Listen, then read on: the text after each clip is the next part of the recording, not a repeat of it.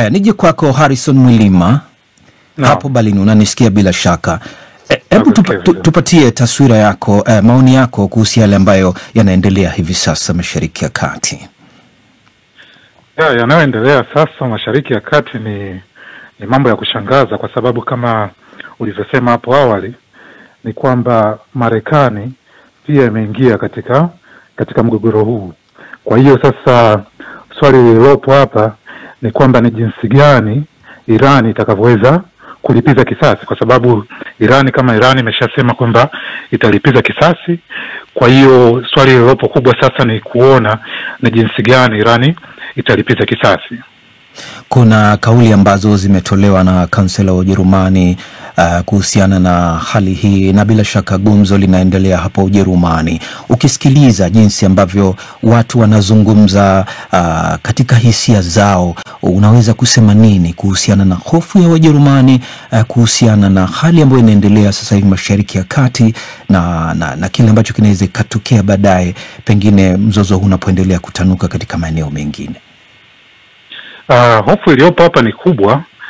Na kama ulivyosema hapo awali kwamba ile statement aliyotoa kansela Merz, kwa maana ya kwamba Israeli inawasaidia kufanya kazi chafu, kwa maana ya kufanya dirty work, ni kauli ambayo pia imekosolewa sana hapo Ujerumani.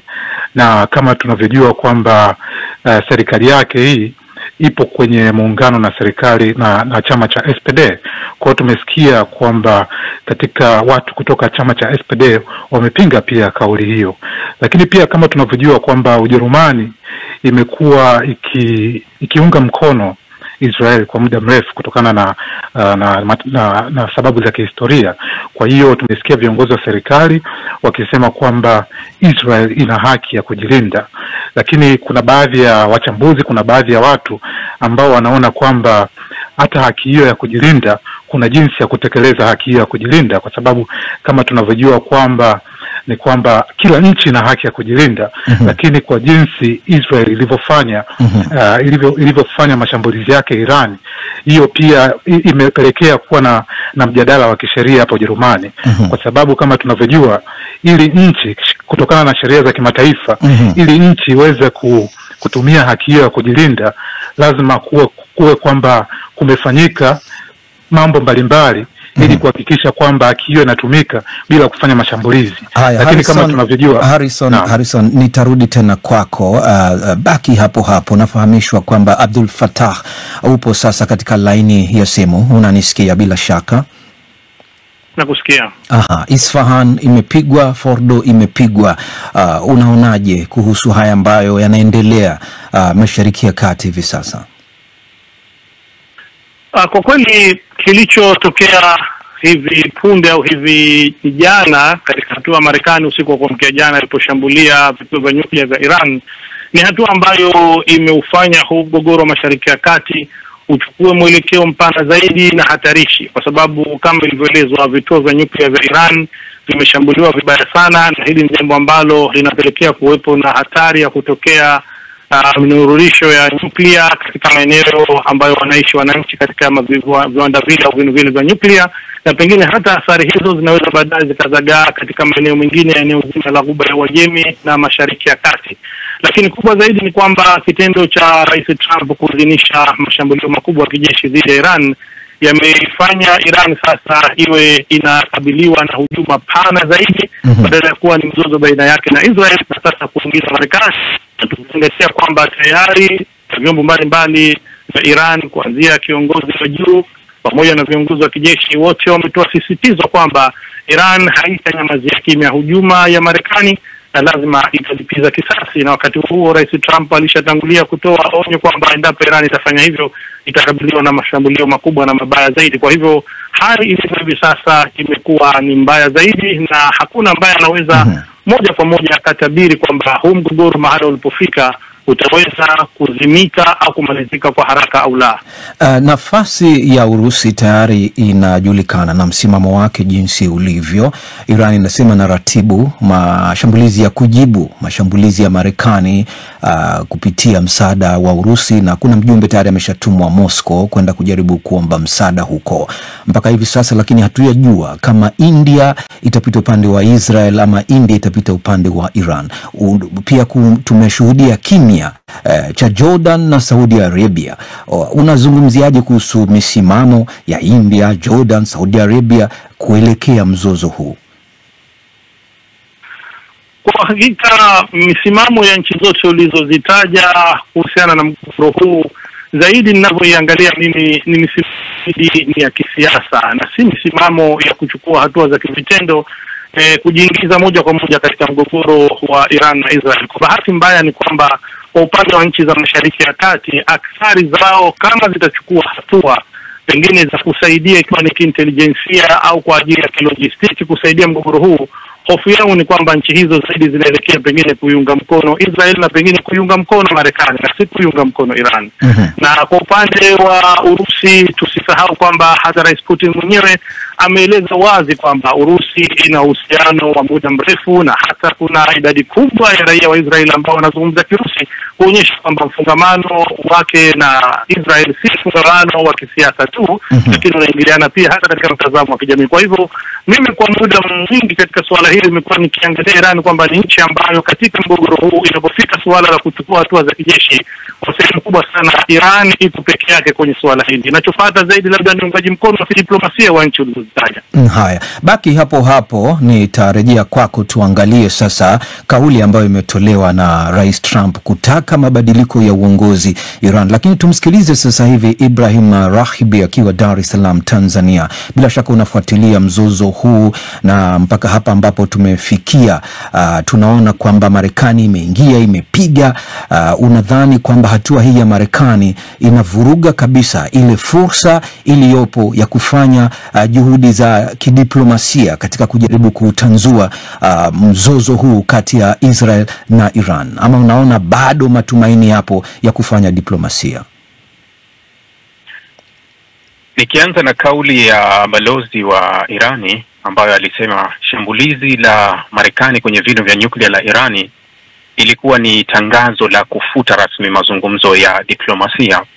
Irani wanayo hoja kusema kuwa hatuwezi kukaa tena kwenye meza na Marekani, kwa sababu ukirudi nyuma siku mbili kabla ya kushambuliwa kwao walikuwa wanaenda kwenye mazungumzo ya raundi ya 6 pale Muscat, ambapo tayari raundi 5 za mazungumzo zilishafanyika, na taarifa rasmi ambayo ilikuwa ikitolewa na mwakilishi wa Marekani Steve Witkoff ilikuwa inasema kuwa maendeleo yalikuwa ni mazuri sana. Kwa hiyo Marekani alikuwa anajua nini anakifanya, halafu chini ya meza alikuwa anapanga mipango yake na Israel kuishambulia Irani.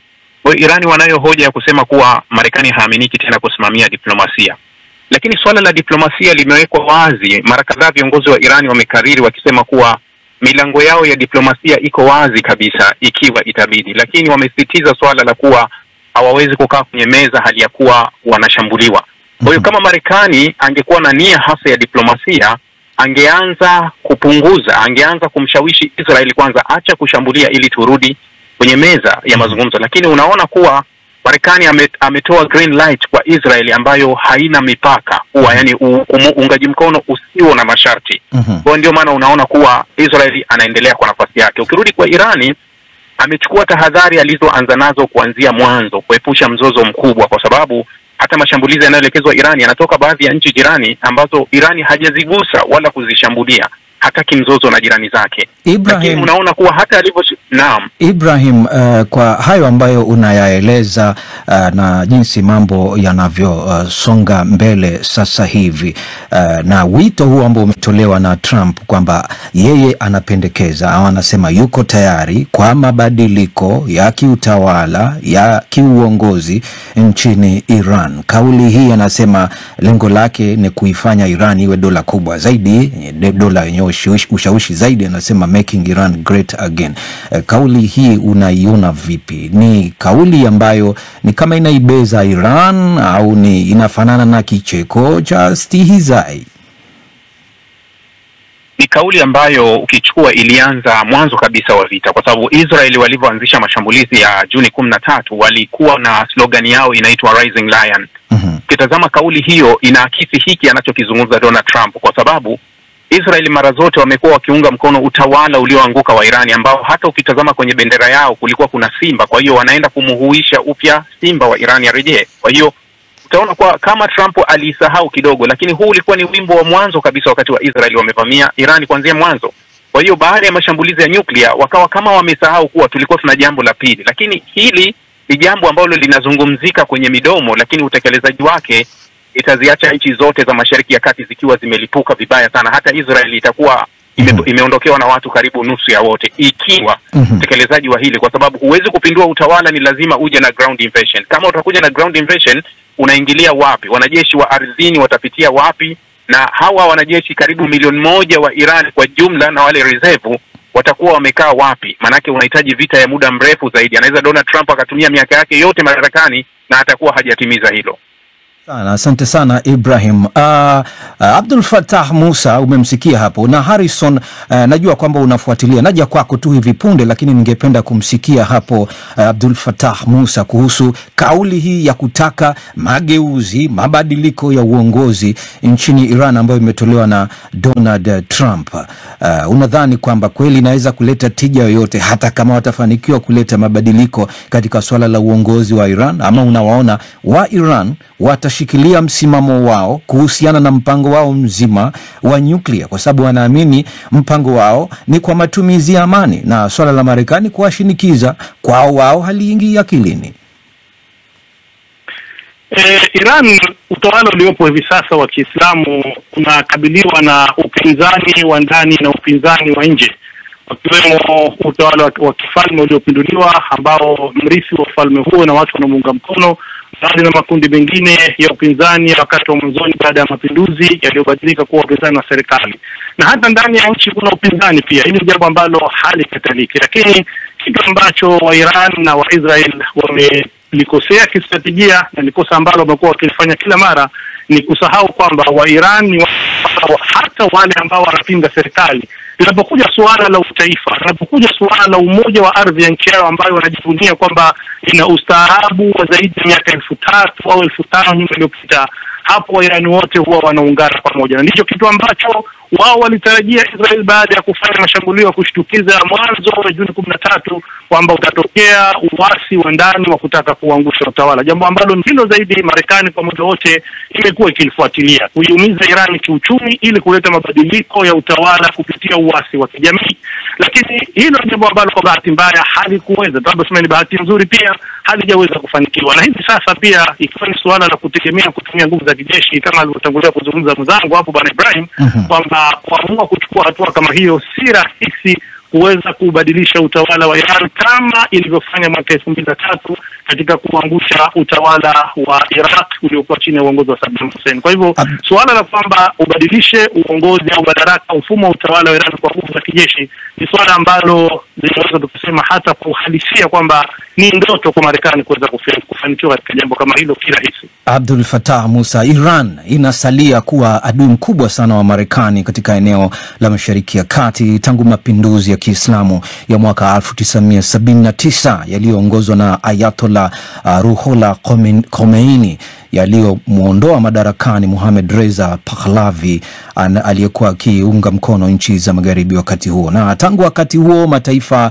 hayo mawili, kwa maana kwamba Marekani na Iran, yamejibizana sana na kuzozana na kuvutana kuhusiana na masuala mengi, likiwemo hilo swala la mpango wa nyuklia wa Iran na vilevile swala la uungaji mkono wa Iran kwa washirika katika ukanda huu wa Mashariki ya Kati, na Marekani kuonyesha ule ubabe wake wa kisiasa na kujiingiza katika eneo la Mashariki ya Kati kama tuseme polisi ya dunia. Na uhasama kati ya Marekani na Iran umeendelea kukolea na kutokota, na hivi sasa tumefikia hapa. Kuna njia yoyote ambayo unadhani inaweza ikatumika kujaribu kutuliza joto hili hapa ambapo tumefikia, Abdul Fattah? njia ya kuweza kulituliza joto hili ipo, nayo ni ya Marekani kwanza kwa upande wake kuacha kuingilia masuala ya kisiasa ya eneo la Mashariki ya Kati, na vile vile kuacha uungaji mkono wake wa kibubusa kwa Israel katika masuala yanayohusu eneo hili. Na jingine la msingi zaidi tukirudi nyuma ni kwamba Marekani kuweza kuwa tayari kuheshimu sheria za kimataifa zinazosisitiza kutatuliwa mzozo wa muda mrefu sana katika Mashariki ya Kati, yani mzozo wa Palestina, kwa sababu chimbuko la haya yote yanarejea kwenye hilo, kwa sababu Marekani na Israel zimekuwa zaidi ni adui wa Iran, kwa sababu moja ni msimamo wa Iran wa kuunga mkono ukombozi wa Palestina na si msimamo wa kisiasa na wa maneno matupu. Iran imekuwa ikichukua hatua hizo kivitendo kupitia wale wanaojulikana kama washirika wake katika mukawama au mapambano katika Mashariki ya Kati, kuanzia kundi la makundi mbalimbali ya mapambano ya Palestina na vile vile hata makundi mbalimbali ya Iraq, Iran ikiwa na pamoja na Yemen. Lengo lake ni kutaka kufanikisha kadhia ya ukombozi wa Palestina. Kwa hivyo chimbuko hasa au mzizi wa fitina wa kile tunachokishuhudia hivi sasa kinarejea kwenye kadhia ya Palestina, ambapo Marekani ndiyo imekuwa kikwazo kikuu kupitia Umoja wa Mataifa ambao umekuwa ukichukua hatua mbalimbali ya kutaka kuhakikisha kwamba mgogoro wa Palestina au mgogoro wa Palestina na Israel unatatuliwa, kuhakikisha kwamba Palestina na wao wanakuwa na nchi yao. Marekani ndio imekuwa kizuizi kikuu cha suala hilo, na tunajua kwamba Israel msimamo wake ni kutaka kujipatua kijiografia katika Mashariki ya Kati, jambo ambalo hata Waziri Mkuu wa Israel Benjamin Netanyahu alipozungumza katika mkutano wa mwisho wa Umoja wa Mataifa alionyesha ramani mpya ya Mashariki ya Kati ambayo ndani yake hakuna kitu kinachojulikana kama Palestina. Haya, Harrison Mwilima hapo Berlin, Marekani kujiingiza katika vita hivi, mzozo huu kati ya Israel na Iran, imejenga, imebomoa, imevuruga zaidi masuala ya diplomasia, ama unaona kwamba patatokea mwanya katika hali hii na kuweze kupatikana suluhu? Iran tayari imeshaamua sasa hivi kwamba mlango bahari wa Hormuz utafungwa, na ni mlango muhimu sana ambao unapitisha meli ambazo zinabeba mafuta sana. Unaionaje hali hii mpya ambayo inaanza kujitokeza? Hii hali inayoanza kujitokeza kwa sasa inatuonyesha kwamba Marekani nayo imechangia katika kuporomosha yale maadili ya kimataifa, kuvunja sheria za kimataifa ambazo nchi za dunia zilijiwekea, na ndio sheria hizi za kimataifa zilituwezesha nchi mbalimbali kuwa na amani mpaka sasa hivi. Kwa hiyo kutokana na tukio lililofanywa na Marekani na Israel, linatuonyesha kabisa limevunja sheria za kimataifa.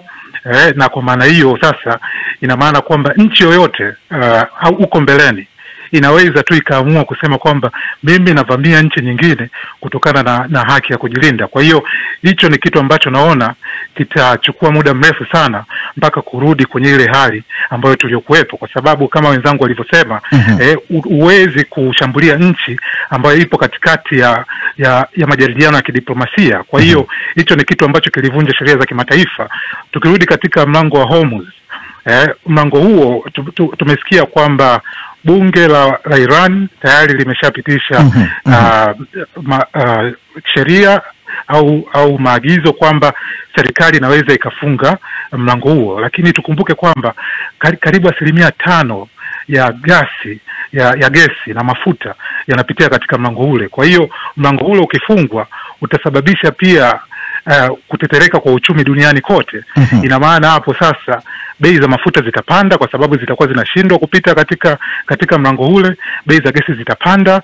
Ina maana pia sasa tutaenda kuelekea katika mgogoro wa kiuchumi au kupanda kwa bei, kwa sababu mafuta yasipopita pale, ina maana bei za mafuta zitaongezeka, na hiyo itasababisha mgogoro wa kiuchumi duniani kote. Kwa hiyo ni hatari kabisa ambayo tunaiona kutokana na huu mgogoro utakavyozidi kuendelea. Kuna mkutano wa jumuiya ya kujihami NATO ambao unafanyika wiki hii kuanzia kesho mjini The Hague, na mkutano huu wa kilele unajikita katika masuala ya bajeti na jinsi nchi wanachama zinavyotakiwa kuongeza matumizi kwa lengo la kuimarisha ulinzi wa nchi zao na eneo lao.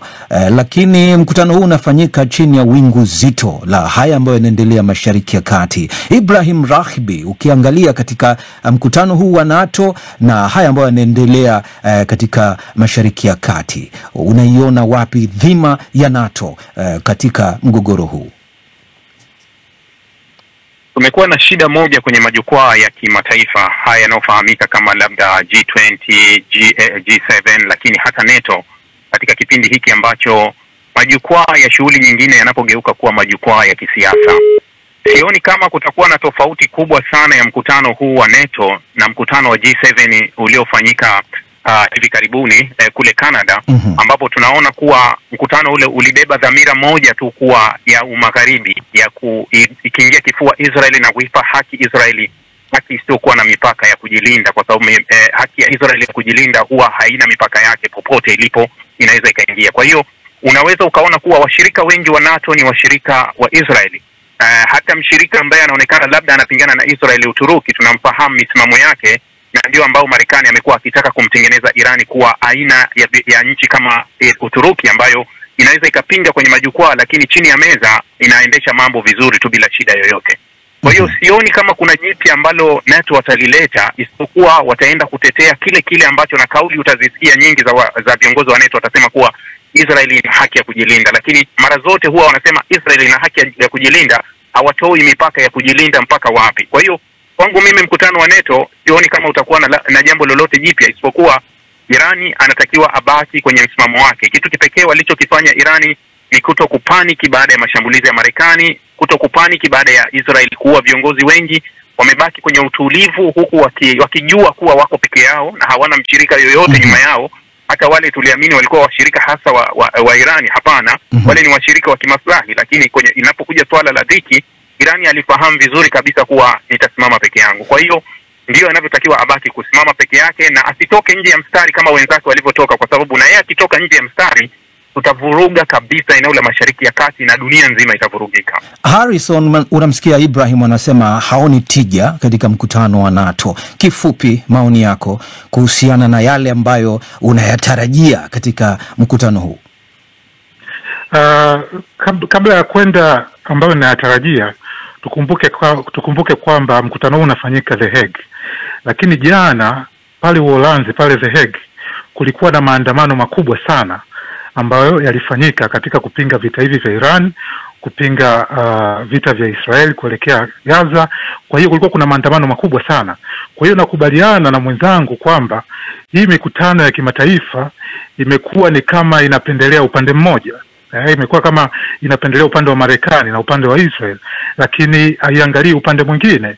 Kwa hiyo hata kama mkutano huu utaenda kwa staili hiyo hiyo, tunaona kabisa dunia nzima watu hawa viongozi wa kiserikali wanaweza wakawa wanasema kwamba Israel ina haki ya kujilinda, lakini tunaona kabisa kwamba raia wa kawaida, tunaona maandamano yanayoendelea katika miji mbalimbali yanaonyesha kwamba nchi zao, viongozi wao wa kisiasa inabidi waseme ukweli katika hili swala. Kwa hiyo hicho ndo tunachokiona, lakini kuelekea matarajio ya mkutano huo, nadhani mkutano huo utaangalia sana sana kama ulivyosema hapo awali, ongezeko la budget za ulinzi. Lakini hili swala la Irani na Israel nalo litajadiliwa sana katika mkutano huo. Haya, asante sana. Tatu, najua kwa upande wa pili wa studio tunatakiwa tusome kidogo ujumbe ambao umetufikia, na najua umekuwa ukifuatilia na kuna wafuatiliaji wetu bila shaka ambao pia watakuwa wamezungumza mawili machache. Abdul Fattah Musa, tunakaribia mwisho wa mjadala wetu. Umemsikia hapo Harrison Mwilima kuhusiana na swala la NATO, na pia vile vile Ibrahim Rahibi akizungumzia kuonyesha wasiwasi wake kwamba yeye haoni chochote. Unazungumzia vipi juhudi ambazo zinafanywa na mataifa haya ya NATO katika kujaribu kutulia